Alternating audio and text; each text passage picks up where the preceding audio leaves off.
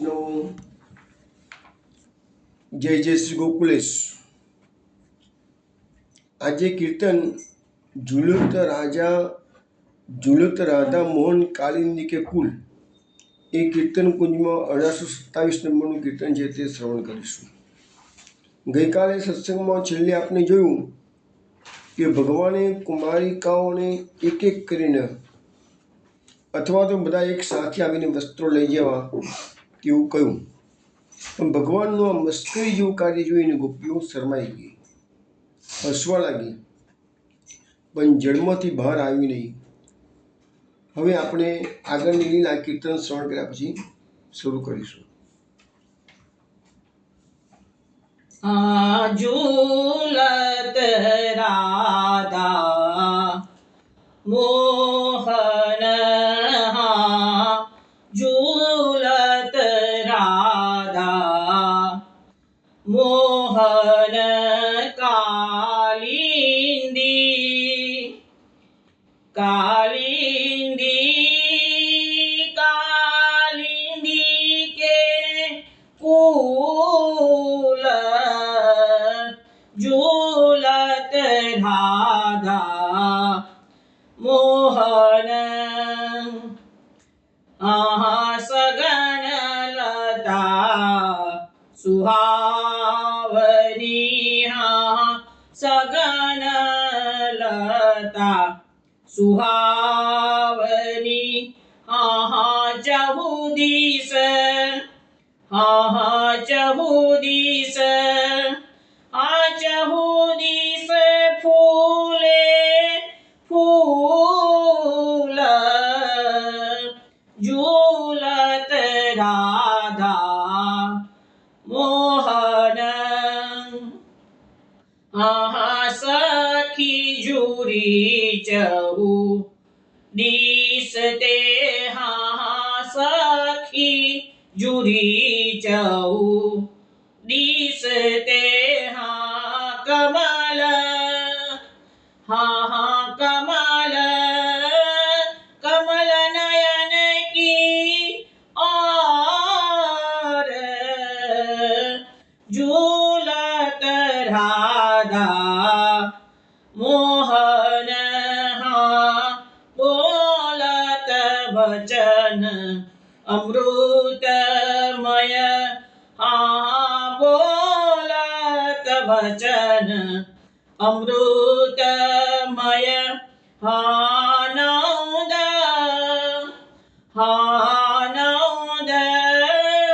નંદદાસ ચિત ચોર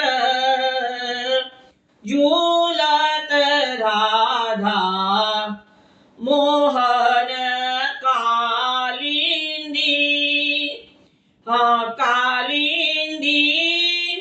કાલિંદી કે કુલ ઝૂલત રાધા મોહન કાલિંદી કે વૈષ્ણવ ફૂલ આવે. આ કીર્તન આપણે રાયસોમાં શ્રવણ કર્યું છે. હવે એનો નંદાસજી આ કીર્તનમાં આપણને સમજાવે છે કે ઝૂલત રાધા મોહન કાલિંદી કે કુલ, એટલે કાલિંદી જમનાજીના કિનારે રાધા મોહન ઝૂલી રહ્યા છે. સઘન લતા સુહાગુણી, હવે કાલિંદીના કિનારે કેવું છે તો ખૂબ જ વનરાજી સુંદર છે, સુંદર સુંદર લતાઓ છે કે છે. ચહુદિશ ફૂલે ફૂલ, ચારે બાજુ ફૂલ ફૂલાઈ રહ્યા છે, ખીલી રહ્યા છે કે છે. સખી જુરી ચહુદિશન તે કમલ નયન ક્યોર, હવે ચારે બા ભગવાન સ્વામી સાથે ઝૂલી રહ્યા છે તો બધી સખીઓ ચારે બાજુથી જૂથના જૂથ આ કમલ નયન પ્રભુની તરફ પધારી રહ્યા છે કે છે. બોલત વચન અમૃતમય નંદદાસ ચિત્તચોર, હવે ભગવાન આ બધી સખીઓ આવી છે એટલે મૃદુ અમૃતમય વચનથી વાત કરી રહ્યા છે. નંદદાસજી કહે છે એ વચનો સાંભળી ને ભગવાને મારું ચિત્ત ચોર્યું છે કે નંદદાસજીનું ચિત્ત ભગવાન ચોરે છે આ બધા અમૃતમય વચનોથી. તો આ ગોવિંદરાનું કીર્તન આપણે શ્રવણ કર્યું. હવે આપણે સત્સંગમાં આગળ લીલામાં જઈએ. હવે ગઈકાલે આપણે જોયું કે ભગવાનના મસ્કરી ભર્યા વચનો સાંભળીને ગોપીઓ પ્રેમમાં ડૂબી ગઈ. ભગવાનની સાથે ભાવનાથી આંતરિક સંબંધ જોડાયો. અંદર અંદર મનમાં ધ્યાન ધર્યું ભગવાનનું, તો આંતરિક સંબંધ થયો. થોડીક વાર પછી એમને બાહ્ય જ્ઞાન થયું, એટલે આજે શરમાઈ ગઈ કે છે. હવે બધી ગોપીઓ એકબીજાની સામે જોવા લાગી છે, પણ જળમાંથી બહાર આવવાની કોઈ હિંમત કરતું નથી. એટલે ભગવાન કહે છે, શું કહે છે ભગવાન?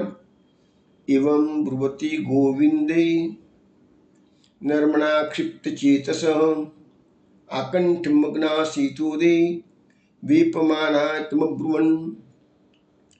ભગવાન ફરીવાર પણ એ જ પ્રમાણે બોલ્યા, જે પેલા કહું એ પ્રમાણે છે, પણ આ મસ્કરીપૂર્ણ વચનોથી કુમારિકાઓના ચિત્તનો ક્ષોભ થયો. હવે પોતાના સર્વ અવયવો પાણીમાં ઢંકાઈ રહ્યા, અંગો પોતાના પાણીમાં ઢંકાઈ રહે, એવી રીતે બધા ગોપીજનો કુમારિકાઓ ગળાડૂબ પાણીમાં ઊભા રહ્યા હતા. હવે ઠંડા પાણીથી ધ્રુજવા લાગ્યા. પછી ગોપીજનોએ કુમારિકાઓએ ભગવાનને કહ્યું. શું કહ્યું છે એ પછી જોઈએ, પહેલાં આપણે એની સુબોધનીજી જોઈએ. હવે ભગવાનના વચનોના અર્થનો એ ગોપીજનોએ વિચાર ના કર્યો. એમને લાગ્યું કે પાણીમાંથી બહાર નીકળીશું તો કદાચ ભગવાન ક્રોધ કરશે, અમને નિર્લજ્જ માનશે કે છે, કે વસ્ત્રો હતા નહીં અને એવી રીતે ભગવાને કીધું જો બહાર નીકળી જાય તો કંઈ ભગવાન એનું અર્થઘટન ખોટું પણ કરી શકે છે ને. એટલે એ બધી કુમારિકાઓ પાણીમાં એવી રીતે ઊભી રહી કે એમના શરીરનો કોઈ પણ ભાગ બહાર દેખાય નહીં. એટલે એમનું ડોકું, એમનું ડોકીથી ઉપરનો ભાગ, મસ્તકનો ભાગ છે, એટલો જ બહાર રહ્યો. પછી એમનું ચિત્ત લૌકિક રસ અને ભયથી આવિષ્ટ થઈ ગયું, કારણ કે ભય લાગ્યો કદાચ ભગવાનને દુઃખ, ભગવાન અમને ક્રોધ કરે તો. પણ થોડીક વાર પછી એમને બાહ્ય જ્ઞાન થયું, ધ્યાનુસંધાન થયું, એટલે એમને ખ્યાલ આવ્યો કે આનું શરીર તો પાણીમાં ધ્રુજી રહ્યું છે.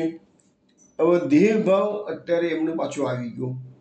એટલે પ્રથમ ભાવ જે ભગવાનનો હતો એ ભૂલી ગયા. અને જે બધા ગોપ બાળકો તો આગળ ઊભા હતા સખાઓ ભગવાનના, એટલે યથાર્થ જ્ઞાન ભૂલી ગઈ. અને એ ભગવાનને, કારણ કે આ ભગવાન કહેતો ચલો બહાર નીકળી જાય, પણ અહીંયા તો જોડે સખાઓ લઈને ભગવાન આવ્યા છે, એટલે ત્યાં એમને સંકોચ તેનો હતો. એટલે એમને ભગવાનને હવે કહેવા લાગ્યા. હવે ગોપીજનોએ હજુ સુધી ભગવાનને કશું કહ્યું નથી, પણ હવે ભગવાનને કહેવાનું ચાલુ કરે છે. માણયમ ભો કૃતાસ્ત્વામ તું નંદ ગોપ સુતમ પ્રિયમ જાણીમોંગ વ્રજસ્લાદ્યમ દેવાસાંસી વે પિતા. કુમારિકાઓ કહે છે કે માનયમ એટલે તમે અન્યાય કરશો નહીં, અમે તમને ઓળખીએ છીએ, તમે નંદ ગોપના પુત્ર છો, અમારા પ્રિય છો, આખા વ્રજમાં તમારો યશ ગવાય છે, તો પછી તમે અમારા વસ્ત્રો અમને પાછા આપી દો. અમે પાણીમાં વિપિતા એટલે ધ્રુજીએ છીએ, કંપારી થઈ ગઈ છે અમારા શરીરમાં. એટલે તમે નંદગોપના પુત્ર છો, આ અન્યાય છે, સ્ત્રીઓના વસ્ત્રોનું હરણ કરવું, તમે મને બધું પાછું આપી દો. હવે ગોપીજનો જે કહે છે એની સુબોધનીજી મહાપ્રભુજી એમ કહે છે કે ગોપીજનો એવું કહે છે કૃષ્ણને, અમે કુલીન સ્ત્રીઓ છીએ, અન્ય પુરુષની દ્રષ્ટિ હજી અમારા દેહ પર પડી નથી, માટે હવે બાળકોની દ્રષ્ટિ અમારા દેહ પર પડવી, જે બધા સખા ઊભા છે ને એની દ્રષ્ટિ અમારા દેહ પર પડવી જોઈએ નહીં. અને ગોપીજનો કહે છે કે ભગવાનના વચન અનુસાર કાર્ય કરવામાં અધર્મ નથી, એટલે આપની આજ્ઞા મુજબ અમારે બહાર આવવું જોઈએ, પણ જાતિ અને લોક વિરુદ્ધ આચરણ કરવાથી અન્યાય થાય છે કે છે. જે લૌકિક મર્યાદાનો ત્યાગ કરે તો અન્યાય કહેવાય કે છે. એટલે આપ એમ ન સમજતા કે અમે આ બધું જાણતા નથી કે છે, અમે તમને પણ ઓળખીએ છીએ કે છે. આપ નંદગોપના સૂત છો, પણ આપ તો સાક્ષાત ભગવાન છો, અને અત્યારે એ જ્ઞાન અમને થયું છે, પણ એ હિતકારી જ્ઞાન નથી થયું કે છે. અમે તો તમને નંદગોપના પુત્ર જાણીએ છીએ, અમારા સ્વામીના પુત્ર છો. સ્વામીનો પુત્ર કદી એનાથી અનિતિ કરે નહીં કે છે. પણ તમે અમારા પરમ પ્રીતિપાત્ર છો, એટલે તમારી દૃષ્ટિ અમારા દેહ પર પડે એનો અમને વાંધો નથી. કૃષ્ણને બધી ગોપી પ્રિય છે, એટલે કે તમે જુઓ તો વાંધો નથી, પણ આ તમારા સખાઓ બાજુ ઊભા છે એમની અમને લાજ આવે છે કે છે. હવે એ કહે છે કે સ્વામીનો પુત્ર હોતી તમે બહુ લાડકા થઈ ગયા છો બધાના, એટલે કોઈની દરકાર કરતા નથી, અને એટલા આજે તમે અન્યાય કરવા તૈયાર થઈ ગયા છો. માટે અમે આપણે વિનંતી કરી છે, હે કૃષ્ણ, અન્યાય ના કરો કે છે. હવે ભગવાન સાંભળ્યા કરે છે, મરક મરક હસ્યા કરે છે. ગોપીજીનો આગળ કહે છે, શું કહે છે? શ્યામ સુંદર તે દાસ્ય કરવામ તવોદિતમ દેહી વાસાંસી ધર્મજ્ઞ નો ચેત રાજ્ઞી બ્રુવામહે. હે શ્યામ સુંદર, અમે તો આપણી દાસીઓ છીએ, આપણી આજ્ઞાનું પાલન કરવા અમે તૈયાર પણ છીએ. હે ધર્મજ્ઞ, અમારા વસ્ત્રો આપી દો. જો વસ્ત્રો નહીં આપો તમે રાજા પાસે જઈને ફરિયાદ કરી શકે છે. હવે અહીંયા જે કીધું છે આ પ્રમાણે, એના માટે આપણને એક કીર્તનમાં એનો ભાવ સુંદર ગોવિંદ સ્વામીએ સમજાવ્યો છે. એ કીર્તન શ્રવણ કરો, પછી તમને એનું સુબોધનીજી અને કીર્તનનો ભાવ બંને સમજાવો. देहो वसन हमारे मोहन, देहो वसन हमारे, देहो वसन हमारे मोहन, देहो वसन हमारे। जाय कहो ब्रज पति झुके आगे, करत अनीत ललारे मोहन, देहो वसन हमारे। तुम ब्रजराज कुमार लाड़ीले, और सब हीन के प्राण पियारे। गोविंद प्रभु पिया दासी तिहारी, गोविंद प्रभु पिया दासी तिहारी। सुंदर वरसु कुमारे मोहन, देहो वसन हमारे,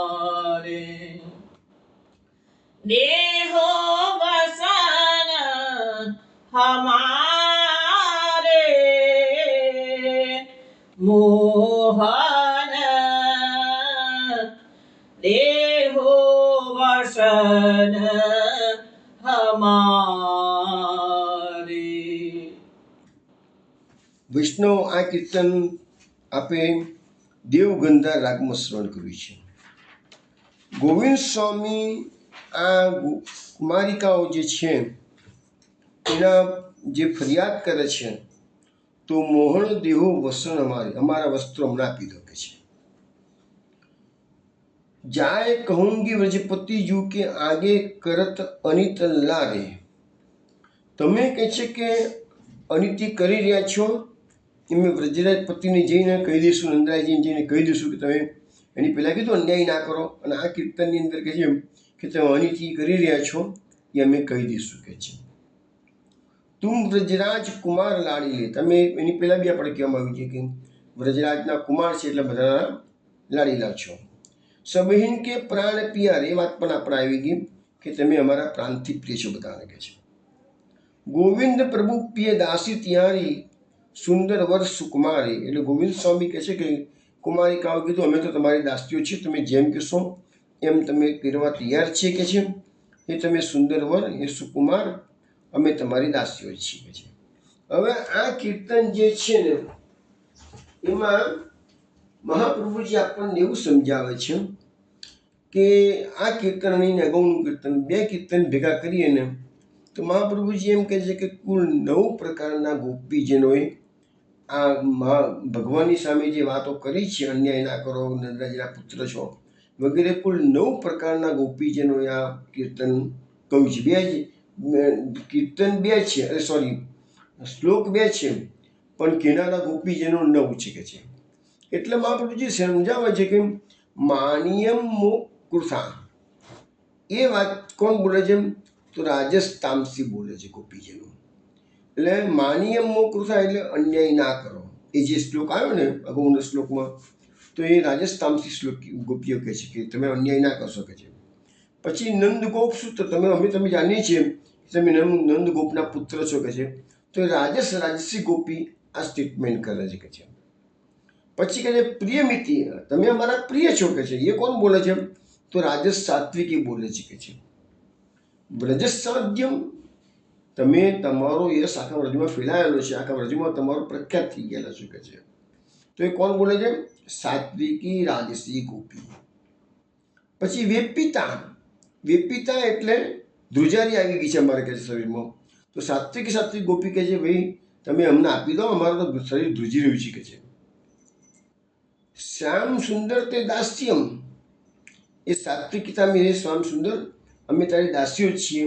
એ સાત્વિકી તામસી નામની ગોપી પ્રકારની ગોપી બોલે છે. કરવામ તવોદિતમ, તમે જેમ કહેશો એમ અમે કરીશું, તમારી આજ્ઞાનું પાલન કરીશું. એવું કોણ બોલે છે? તો તામસ સાત્વિકી ગોપી બોલે છે. ધર્મજ્ઞ, તમે તો ધર્મના જાણનાર છો અને અન્યાય કરો છો હોય, તો ધર્મજ્ઞનું સંબોધન કોણ કરે છે? તો તામસ રાજસી ગોપી કરે છે. નોચેત રાજ્ય બ્રુવામહી, એ તામસી ગોપી છે. એ કે જો તમે અમને નહીં આપો, તમે રાજાજીને ફરિયાદ કરી શકો છે. નોચેત રાજ્ય બ્રુવામહી, રાજાને ફરિયાદ કરીશું, તમે અમને આપી દો કે છે. એટલે તામસ પ્રકારની જે ગોપી છે એ પોતાનો તામસી સ્વભાવ છે ને એ યા પ્રકટ કરી દે છે. મહાપ્રભુજી સુબોધરીજીમાં વિશેષમાં સમજાવે છે કે ગોપીજીનો કૃષ્ણને કહે છે અમે તો આપણી બરાબરી સમાન છીએ નહીં કે છે. અમે તો આજે ચલો તમે આવ્યા છો એમ તો સ્ત્રી ભાવ પણ ત્યજી લીધો, પણ દાસ ભાવ સ્વીકારી લીધો કે છે. હવે અમે આપણી દાસીઓ બની ગયા છીએ કે છે. પણ આ તમારા જે સખાઓ છે ને એની કે અમે દાસી નથી કે છે. આપણી આજ્ઞાનું પાલન તમે કરવા તૈયાર છીએ કે છે. અમે તમારા દાસ બની ગયેલા, આપ જે કહેશો એમ કરવા તૈયાર છો કે છે. પણ તમે એકલા જે કહેશો એ પ્રમાણે જ કરીશું. સખાઓ કહેશો એમ અમે નહીં કરીએ કે જ્યાં.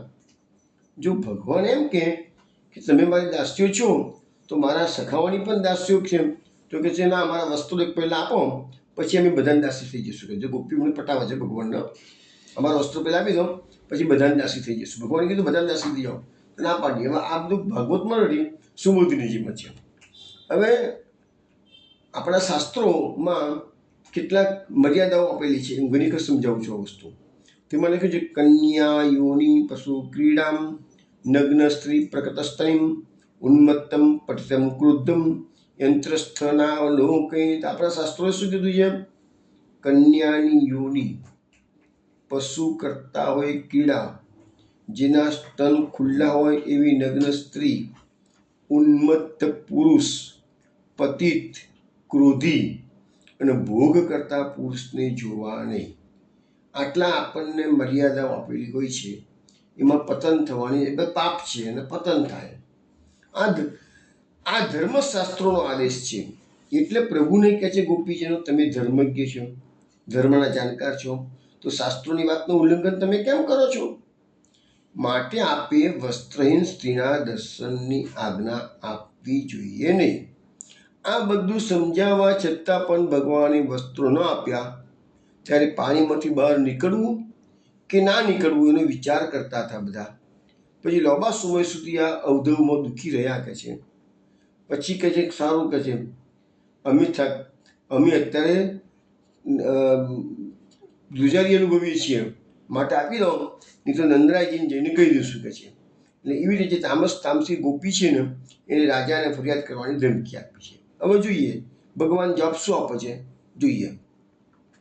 ભવત્યો યદિ મે દાસ્યો મયોક્તમ વા કરિષ્યતમ અત્રાગત્ય સ્વવાસાંસી પ્રચિષ્યતું સુવિચિ વિસ્મિતા. ભગવાને કહ્યું કે એ સુંદર સ્મિતવાળી કુમારિકાઓ, જો તમે મારી દાસી છો અને મારું કોઈ કરો છો તો પછી અહીં આવીને તમારા વસ્ત્ર લઈ જાઓ. અમે જ કીધું કે અમે તમારી દાસીઓ છીએ, તમે કહેશો એમ કરીશું તો હું તમને કોઈ વસ્ત્રો લઈ જાઉં કે છે. એટલે કુમારિકાઓના વચનો સાંભળી સુબોધની મહાપ્રભુજી કહે છે કે ભગવાને એમને ઉપદેશ આપતા કહ્યું કે જો તમે મારા કહેવા અનુસાર ન ચાલતી હોય તો પછી સ્વયં તમે જ કહ્યું એ પ્રમાણે તો કરો કે છે. તમે તો કહ્યું કે અમે તમારી દાસીઓ જ છીએ અને તમે કહો એમ કરીશું તો પછી દાસીપણામાં લોકોને અનુચિત લાગે એનો વિચાર કરવો જોઈએ નહીં કે સ્વામી જેમ કરતા કરવું જ પડે કે છે. પછી બીજા જ્યાં સખાઓ જોઈ જશે એવો ભાવ તમે કેમ મનમાં લાવો છો કે છે. તમારા મારા વાક્ય પ્રમાણે તમે મારી દાસી બની ગયા છો તો મારા વાક્ય પ્રમાણે તમારે કામ કરવું જોઈએ. જો તમે તમારા કયા પ્રમાણે હવે નહીં કરો તો અસત્ય બોલવાનો દોષ લાગશે, અને દાસત્વમાં તો સ્વામીને સુખ થાય એ પ્રમાણે કરવું જોઈએ કે છે. આમ કરશો તો તમારા મનની નિષ્ઠા એટલે કે સ્થિર પડશે. તમે ઘડીમાં ફરી જાઓ તો તમારું મન અસ્થિર છે એમ કહેવા શકે છે. અને તમારી વાણી, તમે એક વખત વચન આપ્યું છે કે દાસી છે તમે કશો એમ કરીશું તો તમારી વાણી પછી સત્ય થશે ક્યારે કે તમે કહેશો પ્રમાણે કરશો તો જ કે છે. અને આ બંને નહીં કરો તો દેહ નિષ્ઠા જશે અને એમ તમારી તમારો નાશ થશે કે છે. તમે દાસી થવા માગતા હો એમ ભગવાને કહ્યું. એટલે ભગવાને ઈશ્વર ભાવથી કહેલા વચનોનો અર્થ કુમારિકાઓ સમજી નહીં અને હવે તે આગલા શ્લોકમાં શું કહે જોઈએ કે છે. તતો જલાશયાત સર્વા દારિકાસી પવેતિતા વેપિતા પાનીયામ યોનિમ આચ્છાદ્યમ પ્રોત્યેરુષિતકર્ષિતા. હવે કહે છે કે અસહ્ય ઠંડીથી પીડિત અને ઠંડીથી કાપતી બધી કુમારિકાઓ હાથથી પોતાના ગુપ્ત અંગોને ઢાંકીને જલાશયમાંથી બહાર આવી. હવે કહ્યું કે ભાઈ આ ભગવાન જ બોલી રહ્યા છે અને દાસી એને ભગવાન એ લોકોને પકડી પાડ્યા છે કે તમે દાસીઓ છો અને તમારા કયા પ્રમાણે તમે કહો છો તો મારા કયા પ્રમાણે તમે કરી લો કે છે. પછી શરમ રાખવાની જરૂર શું રહી કે તમારે કે છે. એટલે ગોપીઓ પણ આમે જળમાં એકદમ ઠંડીથી ધ્રુજારી અનુભવતી હતી, દુઃખી થઈ ગયેલી હતી ઠંડા જળના કારણે. એટલે ગોપીઓ બધી બહાર આવે છે, ગુપ્ત અંગોને બેટથી ઢાંક્યા છે કે છે અને બહાર આવી ગઈ છે. મહાપ્રભુજી સુબોધનીજીમાં સમજાવે છે કે શાસ્ત્રોની જે વાતો છે એ મર્યાદા પાડવામાં શુદ્ધિની સંભાવના. તમે શાસ્ત્રોની વાત માનો અને મર્યાદાઓનું ઉલ્લંઘન ના કરો તો તમારી શુદ્ધિ થાય કે છે. પણ આ કોના માટે કીધું છે? અજ્ઞાનીઓ માટે છે કે છે. પણ એના કરતાં પણ ભગવાનના વાક્યમાં નિષ્ઠા રાખવી એ વધારે ઉત્તમ. જો ભાઈ આ સિદ્ધાંત આપણે સમજાવવામાં આવે છે કે શાસ્ત્રોની વાત અને ભગવાનની વાણી એ બંનેમાં જ્યારે ફરક પડતો હોય તો ભગવાનની વાણીને ફોલો કરવો જોઈએ. દાખલા તરીકે અશ્વત્થામાનો વધ કરવાની વાત જ્યારે ચાલતી હતી ત્યારે ભગવાને અર્જુનને કહ્યું બ્રાહ્મણ અવધ્ય છે માટે તેનો વધ કરવો નહીં. અને બીજી બાજુ ભગવાને એમ કહ્યું, શાસ્ત્રોની વાત કીધી છે કે આ તો તાઈને છોડવો નહીં. ભગવાને શાસ્ત્રોની બંને પ્રકારની વાતો કરી છે. એટલે અર્જુન ગૂંચવાઈને ભગવાનની સામે જુએ છે. ભગવાને એને ઈશારો કરી દીધો એટલે ખ્યાલ આવે કે મારવાનું નથી એને, તો માથાનું મણી કાઢી લે અને ધક્કો મારીને બહાર કાઢે. એટલે બ્રાહ્મણનું ભગવાનની અહીંયા વાણી નથી કીધી ભગવાને, પણ ભગવાને એને જે પ્રકારની ભગવાનના મનમાં થિંકિંગ હતી એ અર્જુન સમજી ગયો છે. એટલે એણે તરત જ ભગવાનની વાતને માની લીધી છે અને એને ધક્કો મણી કાઢી દીધો અને ધક્કો મારી મારી કાઢ્યો. કારણ કે બ્રાહ્મણનું અપમાન એ મૃત્યુ બરાબર છે. શાસ્ત્રની એ વાત અહીંયા ફોલો થઈ ગઈ છે. અને એવો બીજો પ્રસંગ છે મહાભારતની અંદર. કર્ણનો મરવાનો સમય થયો. રથનું પરડું અંદર જમીનમાં ખૂપી ગયું છે. કર્ણ એમાંથી રથમાંથી બહાર ઉતરે છે અને પૈડું બહાર કાઢવા પ્રયત્ન કરે છે. ભગવાન શ્રી કૃષ્ણ અર્જુન કે, અર્જુન શું જોઈ રહ્યું છે? માર, તું બાણ મારે કહે છે. અર્જુન કે, પ્રભુ યુદ્ધના નિયમ મુજબ રથ પર રથી નથી, કર્ણ નથી. બીજું અત્યારે શસ્ત્ર વ્યૂહનો છે. યુદ્ધના નિયમ મુજબ મારાથી એને મારાય નહીં કહે છે. ભગવાન કે છતાં હું તને માર કહે છે. તો અહીંયા જો શાસ્ત્રનું વચન જે છે, સત્યનું પાલન કરવાનું, નિયમોનું પાલન કરવાનું, એની ઉલ્લંઘન કરવાનું શ્રી કૃષ્ણ શીખવાડી રહ્યા છે અર્જુનને. તો અર્જુન જાણે છે કે ભગવાનનું વચન સત્ય કરવું એ શાસ્ત્રોની વચન કરતાં ભગવાનનું વચન સત્ય કરવું એ વધારે જરૂરી છે. એટલે અર્જુને કૃષ્ણની આજ્ઞા પ્રમાણે તરત જ એને બાણ માર્યું છે કર્ણને અને એને મારી નાખ્યું છે. હવે તમે એક વસ્તુ વિચાર કરો, આ જ કર્ણએ એના અગાઉ દિવસે અર્જુનને મારવાનો મોકો મળ્યો હતો. કર્ણના બાણથી અર્જુનનો હાથ રથના ધ્વજના દંડા સાથે ખૂપી ગયો હતો, બંધાઈ ગયો હતો. અર્જુન પ્રતિકાર કરી શકે એમ હતો જ નહીં. હવે કર્ણને તક મળી ગઈ છે અર્જુનનું ડોકું છેદી નાખે, પણ એ જ વખતે સૂર્ય ડૂબી રહ્યો હતો. કર્ણ સૂર્યપુત્ર છે એટલે એને સૂર્યની આમન્ય રાખે. કારણ કે યુદ્ધનો નિયમ હતો કે સૂર્યાસ્ત પછી યુદ્ધ કરવું જોઈએ નહીં.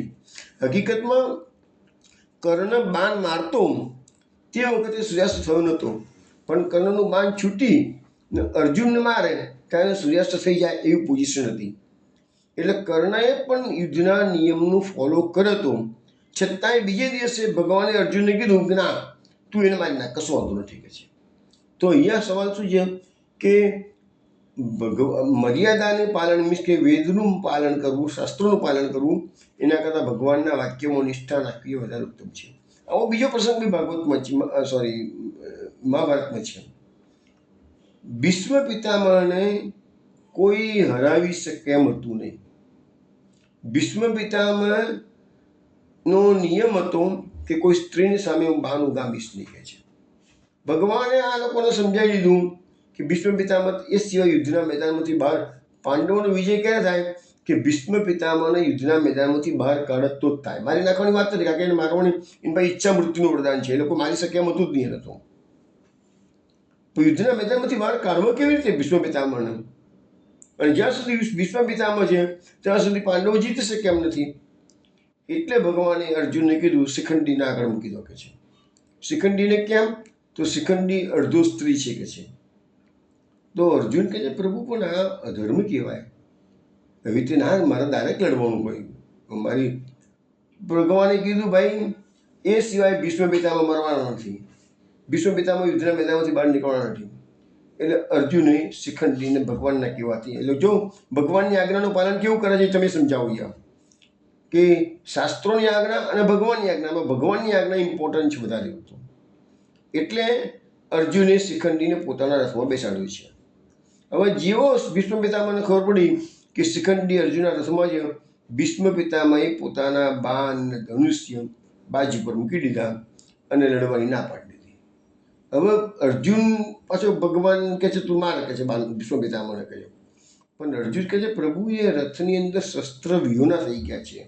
યુદ્ધનો નિયમ એવો છે કે શસ્ત્ર પર જ, શસ્ત્રધારી શસ્ત્ર હોય તો જ મારે શસ્ત્ર ઉપયોગ, અને જે શસ્ત્ર એના હાથમાં હોય એ શસ્ત્રથી જ એના પર હુમલો કરાય, એવો પાછો નિયમ છે યુદ્ધનો. એ મહાભારતના યુદ્ધના જે નિયમો કરેલા એમાં ભગવાન કહે છે એ બધા નિયમો ભલે કરે છે પણ હું તને કહું છું તું ભીષ્મ પિતામહના બાણ માર. અર્જુન ભગવાનની વાતને માન્ય કરે છે. એટલે કહેવાનો મતલબ એવો કે ભગવાનની વાક્યોમાં નિષ્ઠા રાખવી એ ઉત્તમ છે. શાસ્ત્રોની મર્યાદાનું ઉલ્લંઘન થાય તો ચાલે. એટલે કોઈ જગ્યાએ બી એવું તમને બનાવ બને કે શાસ્ત્રોએ અમુક કીધું હોય અને ભગવાને અમુક આજ્ઞા કરેલી હોય તો ભગવાનની આજ્ઞા વધારે ઉત્તમ કહેવાય છે. એવું આવું સામાન્ય અર્થઘટન આપણે કરી શકીએ. હવે બધી કુમારિકાઓ એ ઈશ્વરના વાક્યને જે તાત્પર્ય સમજી ગઈ છે, એટલે બધા ભિન્ન ભિન્ન ગુણવાળી કુમારિકાઓ હતી, એના બધા ભિન્ન ગુણોના તિરોધાન થઈ ગયા. હવે સુખદેવજી મહારાજે આ શ્લોકની અંદર દારિકા શબ્દનો પ્રયોગ કર્યો છે. દારિકા એટલે બાળકી. હવે કુમારિકાઓનું પણ કુમારિકાઓ છે, બધી કુમારિકાઓ, પણ છતાં બાળપણવાળી છે કે છે. એટલે અહીંયા મહાપ્રભુજી સુભદ્રીને જણાવે છે કે દારિકા શબ્દ ન વાપર્યો હોત તો સભાને અને રાજાને તે કુમારિકાઓ માટે બીજો કોઈ ભાવ ઉત્પન્ન થાત. આજે આ તો કોણ છે, કોને સંભળાવી રહ્યા છે? બધા ઋષિમુનિઓ બેઠા છે, બધા પરીક્ષિત રાજા બેઠા છે. હવે એનો અંતિમ સમય છે અત્યારે. તો પછી આવી વાત કરે તો સુખદેવજી મહારાજે દારિકા શબ્દનો પ્રયોગ કર્યો એટલે કોઈને શંકા કુશંકા જાય નહીં. અને બાળકીઓ છે બધી કે છે, એટલે બીજી કોઈ સવાલ આવતો નથી. પછી બીજું અહીંયા બે શબ્દો આવ્યા, શીત વેપિતા અને શીત કર્ષિતા. શીત વેપિતા એટલે ઠંડીના કારણે એ બધી કુમારિકાઓ કાપી રહી છે, અને શીત કર્ષિતા એટલે ઠંડીથી પીડાઈ ગઈ, દુઃખી થઈ ગઈ છે, કાપી બી રહી છે અને દુઃખી થઈ ગઈ છે. એટલે બે શબ્દો આ શ્લોકમાં વાપરવામાં આવેલા છે કે છે. એટલે બહારનો ધ્રુજારો અને અંદરથી ઠંડીથી દુઃખી થઈ છે. શરીર બહારથી ધ્રુજી રહ્યું છે, અંદરથી દુઃખી થઈ ગઈ છે. એટલે બધી કન્યાઓ કુમારિકાઓ જલાશયમાંથી બહાર એને આવવું જ પડ્યું. તો હવે આને જલાશયમાંથી બહાર આવવું પડ્યું એનું બીજું એક કારણ પાછા શ્રી મહાપ્રભુજી આપણને સમજાવે છે. મહાપ્રભુજી સુબોધરીજીમાં કહે છે કે આ કુમારિકાઓ છે ને એ તામસી પ્રકૃતિની, કે આપણે તામસ પ્રકરણ, તામસ સાધન પ્રકરણ છે, આ તો એ તામસી પ્રકૃતિની છે. હવે ભગવાન ગમે તે કહે પણ પરપુરુષ હોવાને લીધે એમને અમારા વસ્ત્રેન્દ્રિયનું દર્શન અમે કરાવીશું નહીં. કારણ કે આ જીદ થઈ, ભગવાનની આજ્ઞાનું ઉલ્લંઘન કરવું નથી, પણ બીજી બાજુ ભગવાનને કહી દે છે કે મેં પરપુરુષને અમારા દેહનું પ્રદર્શન નહીં કરી શકે છે, તમારી આજ્ઞા માનવા તૈયાર પણ આ નહીં કરી શકે. હવે એમનો આગ્રહ જે છે આ કુમારિકાઓનો, એટલે મહાપ્રભુજી એમને તામસી શબ્દ વાપર્યો છે. પરંતુ આ બાળકો જે સખાઓ ઊભા હતા એ આ કુમારિકાઓના આધિદૈવિક સ્વરૂપો જ હતા, તે કંઈ પરપુરુષો હતા નહીં. એટલે એ બધી થિયરી છે ને આપણે પૂતનામાં જોયેલી છે કે એ જ બધા આધિદૈવિક સ્વરૂપો હતા કુમારિકાઓના પુરુષ રૂપે. એટલે પણ શું છે કે એમને આ જે કુમારિકાઓ હતા ને એમને ખબર ના પડી કે આ પરપુરુષો નથી, અમારા આધિદૈવિક સ્વરૂપો જ છે કે છે. પણ ભગવાન એમની પાસે બોલાવી છે અને બધી રીતે પરીક્ષા કરવી છે, પણ આ બાળકોનું જે આધિદૈવિક સ્વરૂપ છે એ કુમારિકાઓને ભગવાન જણાવતા નથી. એટલે ભગવાનને હવે શું છે કે એમને બહાર બી બોલાવવાની છે અને બીજું એનો આધિદૈવિક બહાર બોલાવવાની છે અને એમનો શ્રમનો ત્યાગ કરાવવાનો છે. તો બધી રીતે પરીક્ષા કરવાની છે. પણ એટલે પછી ભગવાનની લીલામાં ઉપયોગી અને ભગવાનના મુખ્ય સેવક આધિદૈવિક કાળ. હવે જો આ કાળ છે એ ભગવાનનો સેવક છે. આપણે એકવાર વાત થઈ ગઈ છે, કાળ એ ભગવાનનો નોકર છે. ભગવાને આધિદૈવિક કાળને આજ્ઞા કરી કે જાઓ કે છે. પાણીનો જે શીત ધર્મ છે એ એકદમ વધારે પડતો પ્રકટ કરી શકે છે. એટલે એ શીત ધર્મ, પાણી જે ઠંડુ હતું એનો શીત ધર્મ જે હતો ને એ અંદર ને બહાર પાણી એ ભગવાનની આજ્ઞાથી એ કાળે એ શીત ધર્મ એનો પ્રકટ કર્યો. એટલે કુમારિકાઓને જે ઠંડીમાં થથરતી રહેતી હતી એ વધારે સમય રહી શક્યા હતી જ નહીં પછી કે છે. હવે લખ્યું છે અહીંયા કે પહેલાં કુમારિકાઓ જળ વિહાર કરતી હતી તો એમને એક જ કેમ ઠંડી ના લાગી ને હવે લાગવા મળી કે છે. કારણ કે કાળનો સિદ્ધ ધર્મ પ્રકટ કર્યો, જળમાં વધુ સમય હવે આ કુમારિકાઓ રહી શક્યા હતી નહીં કે છે. અને એટલા માટે ભગવાને એમને પછી બહાર કાઢ્યા છે આવી રીતે. કારણ કે એમને હવે મજબૂરીથી બહાર નીકળવું પડ્યું કે જે પાણી છે ને એ વધારે પડતું ઠંડુ થઈ ગયું. ભગવાને આધ્યાત્મિક કાળ, આધિદૈવિક કાળને આજ્ઞા કરી, એવું કહેવામાં આવે છે આપણને અહીંયા. પછી શું કહે છે? ભગવાન તા ભિક્ષમ શુદ્ધ ભાવ પ્રસાદિત સ્કંધે નિધાય વાસાંસી પિત પ્રોવાચ સસ્મિતમ. કુમારિકાઓને બધી રીતે નિર્દોષ જોઈને તેમના શુદ્ધ ભાવથી ભગવાન પસંદ થયા. કદમની ડાળીઓ પર એમના વસ્ત્રો મૂકી પસંદ થઈ. કંઈક હાસ્યપૂર્વક ભગવાને કહ્યું. પછી ભગવાને આ બધી ગોપીજનોને નિર્દોષ જોયા. બાળકોની દ્રષ્ટિ ન પડે તમે તે માટે દેહનો કંઈક ભાગ છુપાવી રાખ્યો હતો. પણ ભગવાનને લાગ્યું કે હજુ પણ આ બધી અશુદ્ધિઓ છે કે છે. હવે ભગવાનને કુમારિકાઓ પધારે તો પોતાની જ્ઞાન દ્રષ્ટિથી બધી આખા શ્રીઅંગમાં પોતાની જ્ઞાન દ્રષ્ટિ આપવાની, એટલે એમને ભગવાનના સ્વરૂપનો અનુભવ થાય. પણ પેલો અંગ છુપાવી દીધેલું હોય તો ભગવાનની જ્ઞાન દ્રષ્ટિ પૂરેપૂરી વ્યાપે નહીં. એટલે ભગવાન થોડાક અકળાયા છે અને તેમનો ત્યાગ કરવો એ વિચારવા લાગ્યા. કારણ કે એમનું જે ફળ આપવા માટે તો ભગવાન પધારે છે, ભગવાન કે નથી ફળ આપવું કહે છે. પણ પછી લાગ્યું કે ગમે તેમ તો એ ગોપીજનોનો ભાવ શુદ્ધ છે, શુદ્ધ અંતઃકરણ છે, એટલે ભગવાન પસંદ થાય. એટલે હું સમજાવું છું ને કે ભક્તિ માર્ગમાં અંતઃકરણની શુદ્ધતા બહુ પ્રાઇમ રિક્વાયરમેન્ટ છે. પછી ભગવાને જ્ઞાન શક્તિ પ્રકટ કરી ને વૃક્ષોની ડાળીઓ પર બધા વસ્ત્રો લટકાવ્યા. મહાપ્રભુજી સમજાવે છે વૃક્ષો કોણ છે? વૈષ્ણવો છે કે છે. એટલે તેમના વસ્ત્રરૂપી જે આવરણો હતા એમના ચીર એ બધા વૈષ્ણવ થઈ ગયા છે. એટલે કુમારિકાઓના વચન સાંભળીને ભગવાને એમને મોહ કરવા માટે સ્મિત કર્યું છે. હવે કહે છે કે પહેલાં જે વસ્ત્રો ભગવાન સાથેના અંતરાય રૂપ હતા એટલે બીજે છેડે મૂક્યા હતા, પણ જેમ વૈષ્ણવનો સંગ પ્રભુની પ્રાપ્તિ કરાવે છે, વૈષ્ણવનો સંગ પ્રભુની પ્રાપ્તિ કરાવે છે, તેમ તેમના વસ્ત્રો કદમની ડાળીઓ પર મૂકવાથી વસ્ત્રો પણ ધર્મયુક્ત થયા. હવે જોયું, તુજ સંગે કોઈ વૈષ્ણવ થાય તો તું વૈષ્ણવ સાચો. એ ન્યાય ભગવાને બધા ગોપીજનોના વસ્ત્ર જે છે ને એ ક્યાં મૂક્યા છે? કદમની ડાળી પર મૂક્યા.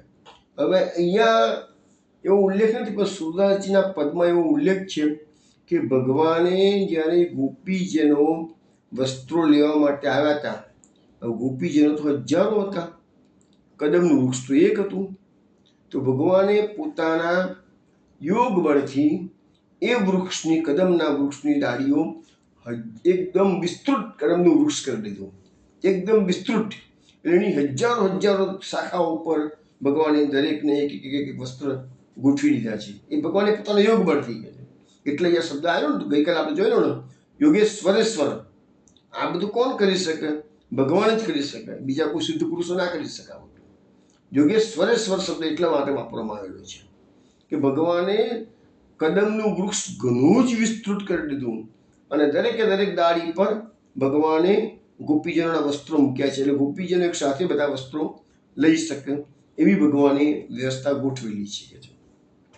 હવે એ વસ્ત્રો અત્યારે ધર્મયુક્ત થઈ ગયા. હવે એ આવરણ હતું ને, એ આવરણ દૂર કરી દીધું, પણ વસ્ત્રો ધર્મયુક્ત થઈ ગયા. એટલે ધર્મનો વાંધો નથી. એટલે એ વસ્ત્રો ભગવાનને, એ વસ્ત્રો પહેરવાથી ગોપીજનોને ભગવાનથી દૂર નહીં જવાનું, પરંતુ ભગવાનની પ્રાપ્તિ કરાવે છે. કેમ કે એ વસ્ત્રો ધર્મયુક્ત થઈ ગયા એટલે રસના ઉદ્બોધક છે. માટે ભગવાને વૈષ્ણવ વૃક્ષની ડાળીઓ પર એ વસ્ત્રો મૂક્યા ગયા. હવે કુમારિકાઓ કહ્યું કે તમે તો બાળકો છો, માટે તમારા કહેવાથી અમારે આવવું કે નહીં અને આવવું ઉચિત છે કે નહીં તેની અમને સમજણ પડતી. હવે એક બીજો પોઈન્ટ આવ્યો પાછો, મહાપ્રભુજી સમજાવે છે કે ગોપીજનોએ કયું ક્લેરિફિકેશન આપ્યું છે કે અમે શા માટે લેટ આવ્યા છીએ. તો ભગવાનને કહે છે કે તમારી સાથે બાળકો છે એટલે તમારા કહેવાથી અમારે આવવું કે નહીં અને આવવું ઉચિત છે કે નહીં એની અમને સમજણ પડતી નથી. કે છે અમે તો માત્ર તમને અધીન છીએ, માટે તમારા આચરણથી કે વર્તનથી તમે શું વિચાર કરશો એમની અમને સમજણ પડે. એટલે અમે બહાર આવીએ તો તમે કદાચ ગુસ્સો કરશો, તો તમે અમને લીલે જમાવશો, એ બધા અવધવની અંદર અમે બહાર આવી શક્યા નથી. કે છે માટે આ બાબતમાં અમે કહે છે કે અમે આવી તો ગયા છીએ કે છે, પણ હજુ બી અમે લોકો અવધવમાં છીએ કે છે, તો આ બાબતમાં તમારે અમારું રક્ષણ કરવું જોઈએ. આમ કુમારિકાઓએ ભગવાનમાં પોતાની અનન્યતા સિદ્ધ કરી છે કે અમે પ્રભુ તમે બોલાયા છે એટલે અમે આવ્યા છીએ. અમે આ કાર્ય સારું કર્યું કે ખોટું કર્યું એ અમે જાણતા નથી. કે છે એને તમે પરીક્ષા કરવા માટે અમને બોલાયા છો કે શું કર્યું અમે જાણતા નથી. કે છે પણ હવે તમારે જ અમારું રક્ષણ કરવાનું છે. અમે ભૂલો કરી હોય તો બી તમારે અમારું રક્ષણ કરવાનું છે. કે છે એટલે આવી અનન્યતા ભક્તોને પ્રભુ પ્રત્યે હોવી જોઈએ. હવે એક વસ્તુ સમજાવો કે ગીતામાં પણ આ જ વસ્તુ છે. અર્જુન અવઢવમાં હતો. ભગવાન જે કહે છે કે ભાઈ લડવું કે ના લડવું, ભગવાન એને ગીતા સમજાવ કરે છે. અર્જુનના મનમાં એમ છે કે આ તો અધર્મ કહેવાય. કે છે આવી રીતે કાકાના મામાના ગુરુજનોને મારવાય તો અધર્મ કહેવાય. ભગવાન એને સમજાવે છે. પછી છેલ્લે અર્જુને શરણાઈ, મેન આપણો માર્ગ ક્યાં છે? શરણાગતિ. એટલે અર્જુને ભગવાનને કહી દીધું, કાર્પણ્ય દોષો પહત સ્વભાવ પૃચ્છામિ ત્વામ ધર્મ સમૂઢ ચેતા યસ્ય શાત નિશ્ચિતમ ગુરુઈ તન્મે શિષ્યસ્ત્યમ સાધિમામ ત્વામ પ્રપન્નમ. માણસને જ્યારે કશું સૂઝતું ના હોય, આજે કલિકાલ છે, આપણે બધાએ બી અનેક વખત મૂંઝવણ અનુભવતા હોઈએ, સાચું શું, ખોટું શું, ધર્મ શું, અધર્મ શું, આપણે શું કરવું જોઈએ. આપણને માર્ગદર્શનનો અભાવ છે, કોણ સમજાવશે? તો એ વખતે આવી કૃષ્ણની શરણાગતિ લીધી હશે તો કૃષ્ણ જ આપણા સ્વામી છીએ, આપણે એના દાસ છીએ, અને કૃષ્ણને જ વિનંતી કરવાની. તો કૃષ્ણ જ જે તમારું ધર્મ સંકટ ઊભું થયું હોય એમાંથી પણ માર્ગદર્શન અને તમારા નિર્ણય શક્તિમાં પણ એ અડગ રહીને તમને સમજાવશે કે બેટા આમ કરતું. તો એ કૃષ્ણની શરણાગતિ પણ દઢ હોવી જોઈએ. તો જ અહીંયા અર્જુન પણ ભગવાનને શું કહે છે કે પ્રભુ અત્યારે હું કાર્પણ્ય દોષો પહોંચ સ્વભાવ, હું ભીરુ સ્વભાવથી મૂઢ થઈ ગયેલું છું. પૃચ્છામિ ત્વામ ધર્મ સમૂઢ ચેતા, તો હું તમને ધર્મમાં મૂઢ જેવો, અર્જુન જેવો અર્જુન. અર્જુન કોણ છે? નર ને નારાયણ. અર્જુન નરનો અવતાર છે અને નારાયણ કૃષ્ણ છે. તો નર ને નારાયણ એ તો ભગવાનનો અવતાર છે. તો અર્જુન તો એક જાતનો અંશાવતાર કહેવાય. તો પણ ધર્મમાં સમૂઢ થઈ ગયો છે, ચિત્તવાળો છે, મૂઢ ચિત્તવાળો ધર્મમાં થઈ ગયો. તો અર્જુન જેવો અર્જુન જો ધર્મમાં મૂઢ ચિત્તવાળો હોય તો આપણે ધર્મને જાણવાનો કેટલો અઘરો પડે. એટલે અર્જુન ભગવાનને વિનંતી કરે, યત શ્રેય સ્યાત નિશ્ચિતમ બ્રૂહિતન્મે. તો એ પ્રભુ તમે નક્કી કરીને મને કહો શું કે મારું શ્રેય એટલે મારું કલ્યાણ સામો છે કે છે? કેમ? તો શિષ્યસ્ત્યમ, હું તમારો શિષ્ય છું. સાધિમામ, તમે ઉપદેશ કરો. ત્વામ પ્રપન્નમ, હું તમારી શરણે આવ્યો છું. 3 વસ્તુ અર્જુને કીધી કે તમારી શરણે આવ્યો છું, તમારો શિષ્ય છું, અને તમે મને ઉપદેશ કરો. મારે શું કરવું? તો આપણી આ મૂંઝવણ અર્જુનની છે ને, આપણે બધાની મૂંઝવણ છે કે આપણે પ્રભુ પાસે માગણી કરવાની છે કે પ્રભુ અમારે શું કરવું, અમને સમજણ પડતી નથી કે છે. કારણ કે ડગલે ને પગલે ધર્મ અને અધર્મ, આ જે મહાભારતનું યુદ્ધ થયું એ તો આપણા જીવનમાં ડગલે ને પગલે આવે છે કે ધર્મ કોને કહેવાય, અધર્મ કોને કહેવાય. તો હવે અહીંયા મહાપ્રભુજી સુભદ્રીને વિશેષ જણાવે છે કે પદ્મિની સ્ત્રીઓની નાભીમાં પદ્મ પરાગ હોય છે. હવે એ સ્ત્રીઓએ જે વસ્ત્રો પહેર્યા એટલે એમની નાભીની અંદર જે પદ્મ પરાગ હતી એ બધા વસ્ત્રોની અંદર એ પદ્મ પરાગ આવી ગઈ. ભગવાને જેવા વસ્ત્રો ડાળીઓ પર, શાખાઓ પર મૂકવા મળ્યા તો ભમરાઓના ટોળે ટોળા ગુંજારો કરતા આવી ગયા. ભગવાને આ ગુંજારો શ્રવણ કર્યું છે એટલે ભગવાને અનુમાન કર્યું કે બસ આ કુમારિકાઓ પદ્મ રાગવાળી છે, નાભીમાં પદ્મ પરાગ છે કે છે, એટલે મારા માટે ઉત્તમ નાયિકાઓ છે કે છે. અને એ જાણીને રસભાવનો ઉદ્ભવ થવાથી ભગવાન આ કુમારિકાઓ પર પ્રસન્ન થયા છે. હવે ભલે લેટ આવી તો લેટ, પણ એને ભગવાનનું કયું કર્યું છે એટલે ભગવાન પસંદ થયા છે કે છે. પરંતુ છતાંય પાછું ભગવાન શું કહે છે? યુમ વિવસ્ત્રા યદપો ધૃતવ્રતા વ્યગાત તદુદેવેલનમ બદ્ધવામ જલિમ મૂર્ધની અપનુત્તય અંશ કૃત્વા નમો વસનમ પ્રગૃહ્યતામ. ભગવાન કહે છે કે તમે વ્રત લીધું, છત્ર વસ્ત્રહીન દશામાં જલમાં પ્રવેશ કરીને સ્નાન કર્યું. તમારું આ કાર્ય વરુણ દેવતાના અપમાન બરાબર છે. માટે પાપની નિવૃત્તિ માટે માથા ઉપર બંને હાથ મૂકી પ્રણામ કરી દરેકે દરેક જણ પોતપોતાના વસ્ત્રો લઈ જાય. હવે જે ગુપ્તાંગ ઢાંકેલું હતું એ બી ભગવાન હવે એમની જે શરમ છે, લજ્જા છે, એને બાજી પર મુકાવી દે છે. ભગવાનની દલીલ કેવી છે કે તમે નગ્ન અવસ્થામાં સ્નાન કર્યું છે એટલે અપરાધ કરેલો છે કે છે. તે પાપની નિવૃત્તિ માટે માથા પર હાથ મૂકો અને પગે લાગો કે છે, હાથ જોડીને માફી માંગો કે છે. હવે આ બાબતમાં મહાપ્રભુજી સુબોધનીજીમાં એમ કહે છે કે આ ગોપીજનોએ જલનો દેવતા અને અગ્નિ બંનેનો અપરાધ કરેલો છે. તો એના માટેનો શાસ્ત્રોનું એક શ્લોક છે, એનો અર્થ એવો થાય છે કે જલમાં અગ્નિ અને દેવતાઓ રહે છે. વરુણ દેવતાના જે અંશ છે જલમાં વરુણ દેવતાનો જે વાસ છે. અગ્નિ અને દેવતાઓ જલમાં રહે છે કે છે.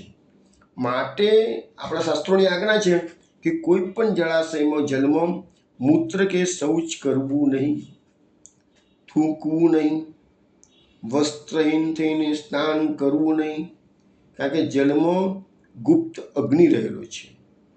વસ્ત્રહીન સ્નાન કરવાથી અગ્નિ અને દેવતા વગેરે બધા તમારા શુભ કર્મોનો નાશ. હવે તમે જલમાં જાઓ, બરાબર છે, તીર્થયાત્રા કરવા ગયા હો, જલમાં સ્નાન કરતા હો, તો તમે તો સત્કાર્ય માટે જ એ બધું કરતા હો છો ને, પણ એ તમારું સત્કાર્ય તગાડી, જો તમે આમાંથી કશું બી કર્યું છે તો તમારું સત્કાર્યતા શુભ કાર્ય નષ્ટ થઈ જઈ શકે છે. હવે નષ્ટ થઈ ગયું હોતો નથી, પણ શું કહે છે, માટે એનું પ્રાયશ્ચિત કરવું જોઈએ. ભગવાન તો યા કુમારિકાઓના વ્રતની સિદ્ધિ માટે ફલદાન આપવા માટે આવે છે, અને પછી એવો અપરાધ કરે તો કેમ ચાલે? એટલે ભગવાને સ્વતંત્રતાપૂર્વક ફલદાન આપવા માટે એમનું પવિત્ર શુભ ગુણવાળું થાય માટે કહ્યું કે તમે વ્રત લીધું છે છતાં વસ્ત્રહીન થઈને જલમાં સ્નાન કર્યું છે. અને માત્ર સ્નાન કર્યું એવું નથી, તમે જલમાં ક્રીડા પણ કરી શકે છે, તો આ તમારા દેવતાનું તમે અપમાન કરી શકે છે. એટલે કુમારિકાઓએ જે અપરાધ કર્યો તેનું નિરૂપણ ભગવાને કરીને સમજાવી દીધું. હવે તમારે એનું પ્રાયશ્ચિત કરવાનું છે. પ્રાયશ્ચિત કેવી રીતે કરવાનું છે? તો હાથ જોડી માથા પર રાખી અને પાપનો નાશ કરવા માટે નમસ્કાર કરો તમે, અને તમારા વસ્ત્રો લઈ જાઓ કે છે. હવે હાથ જોડવાના અને માથા પર રાખવાના એમ ભગવાન શા માટે જણાવે છે? તો જે હાથમાં છે ને એ ક્રિયાશક્તિ છે કે છે. આપણી જે ક્રિયાશક્તિ છે એ હાથમાં. આપણે કોઈ પણ કાર્ય કરું તો આપણા હાથ વિના ચાલી શકે? હાથથી જ આપણે કાર્ય કરવાના ને. તો ભગવાન મહાપ્રભુ સુબોધીને સમજાવે છે હાથમાં ક્રિયાશક્તિ રહેલી છે. હવે ગોપીજનોને ભલે ભગવાનની વાત માની, દાસપણું સ્વીકાર્યું છે, બધું બરાબર છે કે છે, પણ હજુ ગુપ્તાંગ એને ઢાંકેલું રાખેલું છે કે છે.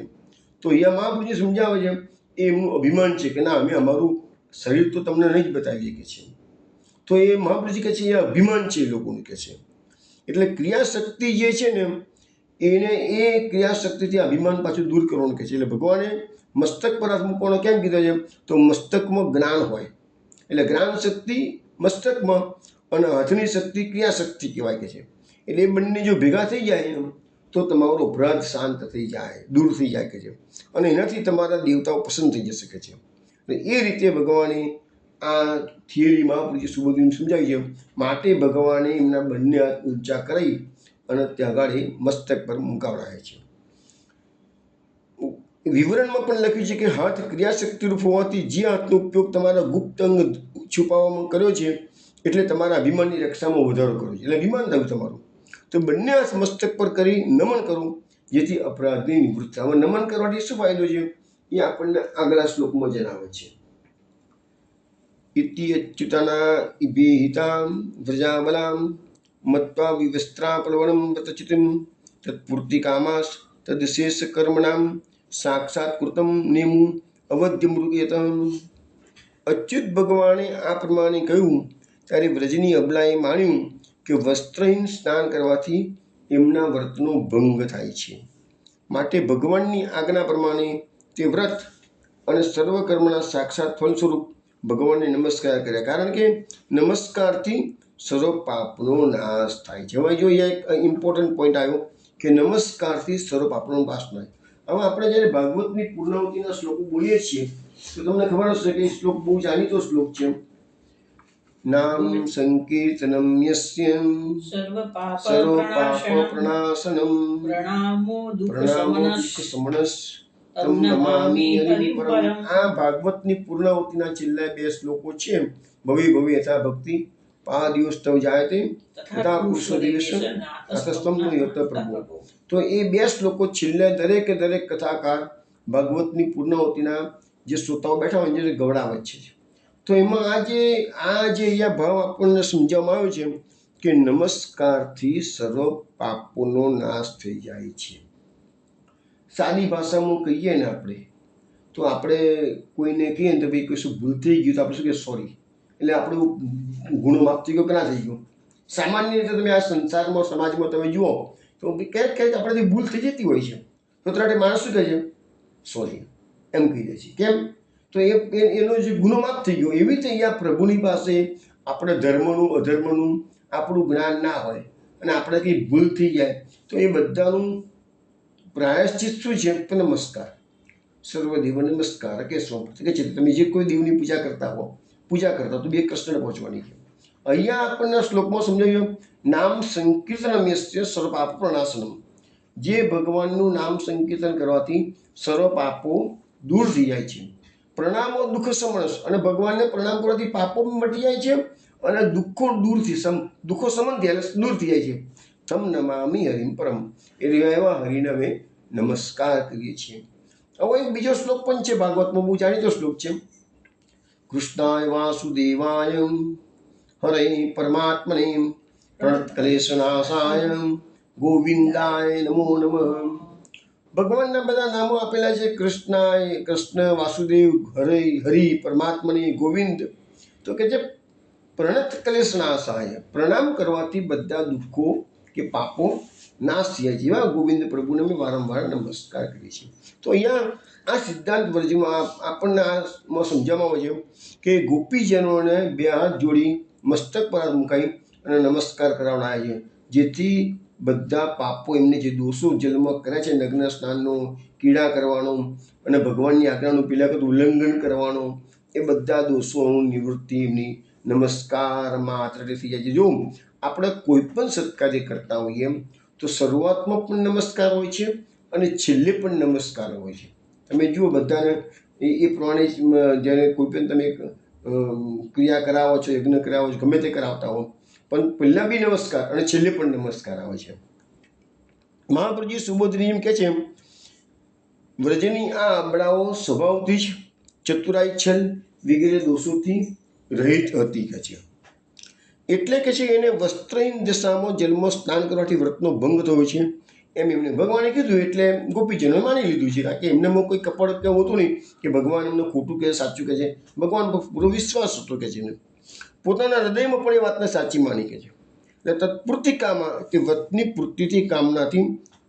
પૂર્તિની કામનાથી એ વ્રતને પૂર્ણ કરનાર ભગવાનની ઈચ્છાથી ભગવાનને કીધું એટલે તમે ભગવાનને નમસ્કાર કરવા લાગીએ. હવે એ કહે છે કે માત્ર દેવતાઓના અપરાધની નિવૃત્તિ માટે નહીં, પરંતુ એ વ્રત તથા બધા કર્મોના સાક્ષાત ફળ સ્વરૂપ ભગવાનને નમસ્કાર કરાય છે. અને એ પ્રમાણે ફળની દ્રષ્ટિવાળી કુમારિકાઓએ ફળને સંપાદન કરાવનાર ફળરૂપ ભગવાનને નમસ્કાર કર્યા. હવે એ લોકો તો ફળની પ્રાપ્તિ કરવાની હતી, ફળની પ્રાપ્તિ માટે ભગવાન પધાર્યા છે. તો એવા ભગવાન કે જે ફળરૂપ છે એને નમસ્કાર કરે, જેથી એમને ભગવાનને પસંદ કરી અને એમનું જે પતિ તરીકેનું માગણી કરવાની છે એ એમની સફળતા આવે છે. અહીંયા બતાવે છે મહાપ્રભુજી કે નમસ્કાર કરવાથી સર્વ પાપોનો નાશ થાય છે.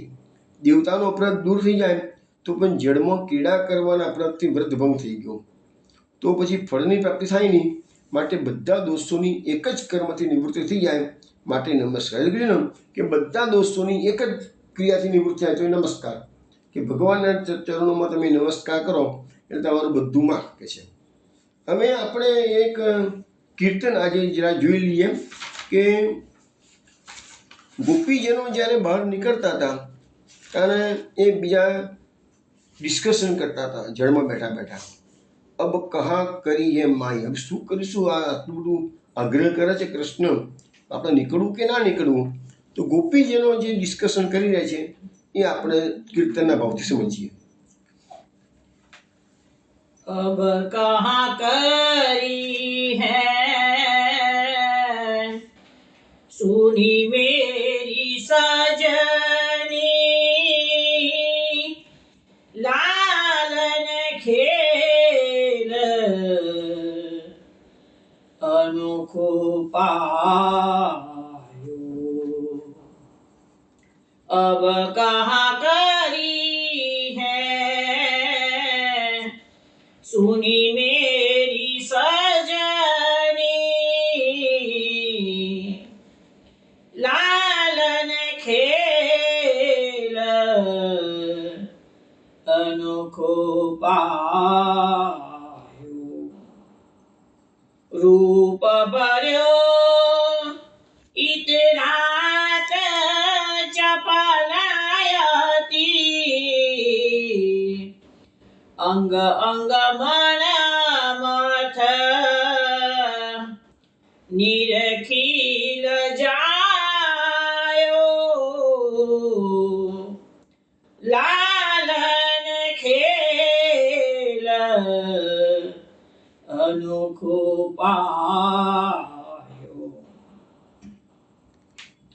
દિશે વસન પ્રાણપતિ सबके, अब तो प्रात होन आयो। श्री विठ्ठल गिरी धरन निरखी त्रिय, श्री विठ्ठल गिरी धरन निरखी त्रिय, तन मन धन तुम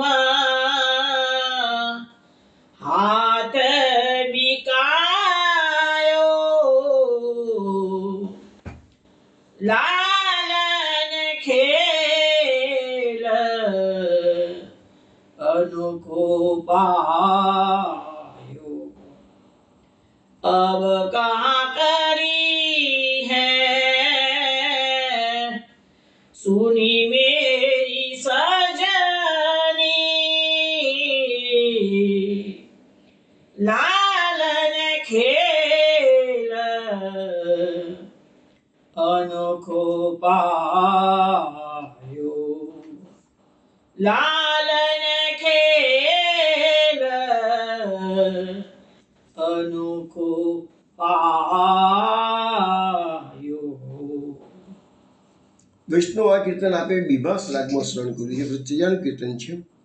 અબ કહા કરીએ સુની મેરી સજની, લાલન ખીન અનોખો પાયો. જ્યારે ગોપીજનો જળમાં ઠંડા પાણીમાં ધ્રુસતા હતા એટલે અંદર અંદર વિચારણા કરે છે. એક સખી બીજી સખીને કહે છે, સારું શું કરીશું કે જો ને આ તો કહે છે કોઈ જુદા જ પ્રકારની વાત કરે છે. લાલન ખીન અનોખો પાયો, આજે તો એને અલગ અલગ પ્રકારની લીલા કરવા મળી છે કે છે આપણે શું કરવું જોઈએ કે છે બધા ભેગા થઈને વિચારી રહ્યા છે કે છે. રૂપ ભર્યો ઈત રાત ચપલ હતી. અરે કહે છે આ તો કહે છે આજે તો કહે છે એનું જે સ્વરૂપ છે કે જે રૂપ છે એ જબરજસ્ત છે કે છે. ઈત રાત ચપલ હતી કે છે અને બહુ ચપળ છે. આજે તો હોશિયારી બતાવી રહ્યો છે કે છે કૃષ્ણ કે છે. અંગ અંગ મનમથ નિરીખી લજાયો કે છે. અરે એના અંગે અંગમાં એટલી બધું રૂપ ભરેલું છે તો કામદેવ પણ આ રૂપને જોઈને લજાઈ ગયો છે. કારણ આવું તો કે સ્વરૂપ મારું પણ નથી કે છે.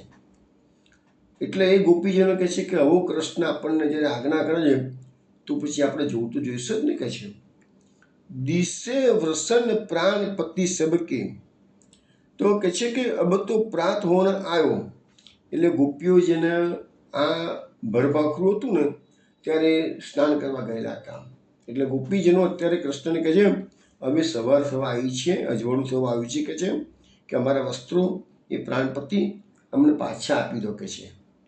શ્રી વિઠ્ઠલ ગિરિધર નિરીખિત રિયમ તન મન ધન તું હાથ વિખાયો. શ્રી વિઠ્ઠલ ગિરધારી કે છે ગંગાબાઈનું પદ એ કે છે આ બધી સ્ત્રીઓને દુઃખી જોઈ છે ભગવાને, વિચારે છે પણ ગોપીજીનો ત્યાં પાછી શરણાગતિ સ્વીકારી લીધી. તન મન ધન તું હાથ ભીગાવે. પ્રભુ અમારું તન મન ધન અમે બધું તમારા હાથમાં આપી દીધું છે કે જે તમારા શરણે આવી ગયા છે કે જે તમે અમારો ઉદ્ધાર કરો, આમાંથી એક રસ્તો કરો કે છે. તો આ એક પદ આપણે શ્રવણ કર્યું વૈષ્ણવ. હવે આપણે એક શ્લોક હજુ લઈ લઈએ. તાન સદા વનતા દ્રષ્ટવા ભગવાન દેવકી સુતમ વાસાંસી તાભ્ય પ્રાયચ્છતમ કરુણસ્તેન તોષિત. હવે કુમારિકાઓએ ભગવાનની આજ્ઞા પ્રમાણે નમસ્કાર કર્યા તેથી ભગવાન સંતુષ્ટ થયા અને એમને અપૂર્વ વસ્ત્રોનું દાન આપ્યું. જો અહીંયા શબ્દ આવ્યો જેમ કે અપૂર્વ વસ્ત્રો આપ્યા છે કે છે, એટલે જે પહેલાંના વસ્ત્રો હતા એ નથી આપ્યા. જોઈએ શું કહે છે મહાપ્રતિ સુબુદ્ધિમાં એનું ઘટસ્ફોટ કરે છે. આ કુમારિકાઓ ભગવાનને નમસ્કાર કરવામાં કોઈ પણ પ્રકારની ચતુરાઈ કે છલ કરવું નથી. ઘણી વખત સમાજની અંદર લોકો શું છે પિરાણ કરવા જાય તેમાં ચતુરાઈ કરવા જાય કે છે.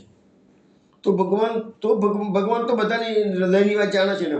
તમે ચતુરાઈથી સેવા કરતા હો કે તમે છલ કપટથી બી કોઈ જાતનું ધર્મનું કાર્ય કરતા હો તો ભગવાન છે ને તમે સમાજમાં છુપાઈ શકો છો, ભગવાનને ના છુપાઈ શકાય. એટલે ભગવાન તો બી સંતુષ્ટ થાય ને એનું ફળ જે આપવું જોઈએ એ આપે નહીં.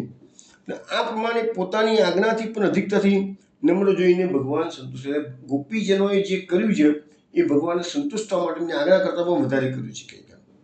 એ પ્રમાણે ચતુરાઈથી નમસ્કાર કર્યા નથી, પણ ભગવાનની ઈચ્છા જાણીને નમસ્કાર કર્યા એટલે સંતુષ્ટ થયા. હવે અહીંયા ભગવાન પસંદ થવાનું કારણ દેવકી સૂચે કે છે. તો જેમ દેવકીજી પર કૃપા કરી ભગવાન એમના પુત્ર થયા છે, એવી રીતે કે છે આ કુમારિકાઓ પર આજે કૃપા કરીને ભગવાન એમના પતિ થઈ ગયા છે કે છે. અને એમના વસ્ત્રો પછી ભગવાને આપ્યા. પણ અહીંયા આપણને મહાપ્રભુજી સુબોધની જેમ જણાવે છે ભગવાને એમના પહેલાંના વસ્ત્રો આપ્યા નથી, પણ અપૂર્વ નવીન ભગવત ભાવાત્મક કામરૂપ વસ્ત્ર સંપાદન કરીને એ ભગવાને એમને ભેટમાં એમને આપ્યા છે, પાછા આપ્યા. પણ જે ઓરિજિનલ વસ્ત્રો હતા જે લૌકિક, એ લૌકિક વસ્ત્ર લઈ લીધા અને અલૌકિક ભગવત ભાવાત્મક વસ્ત્રોનું ભગવાને આપ્યા. કે ભગવાનનો સ્પર્શ થયો હોય એટલે વસ્ત્ર જે સ્વરૂપો જે છે ને ભગવાનનું, એટલે એ વસ્ત્રો પણ સ્વરૂપાત્મક બની ગયા. એટલે એ ગોપીજનો પોતાના અંગ પર ધારણ કરે છે. આજે આપણે રૂટીનમાં પણ જોઈએ છીએ, આપણને કોઈ મહાપુરુષ કોઈ વસ્ત્ર આપે છે ને તો આપણે ધન્ય થઈ જઈએ છીએ. કોઈ આચાર્ય પાસે ગયા હોઈએ, વલ્લભપુરના આચાર્ય પાસે ગયા હોઈએ અને એમ કહીએ ભાઈ આ મારું પ્રસાદી ઉપરનો છે લે, તો આપણે કેવું કેટલા બધા આનંદ થઈ જાય છે, ધન્ય થઈ જાય છે. તો આ તો સાક્ષાત ભગવાન ભગવત ભાવાત્મક કામરૂપ વસ્ત્રો ગોપીજનોને આપ્યા છે કે છે. એટલે એમને એવું લાગ્યું ભગવાને અમારો સ્વીકાર કરેલો છે. તો અહીંયા પછી અપૂર્વ વસ્ત્રના હેતુરૂપ આ શ્લોક કયો છે વૈષ્ણવ.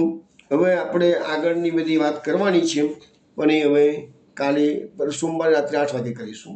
ત્યાં સુધીમાં જય જય શ્રી ગોકુલેશ, જય જય શ્રી ગોકુલેશ,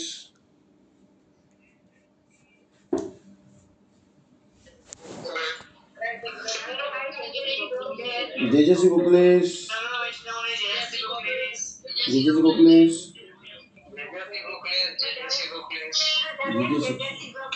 જય જય શ્રી ગોકુલેશ.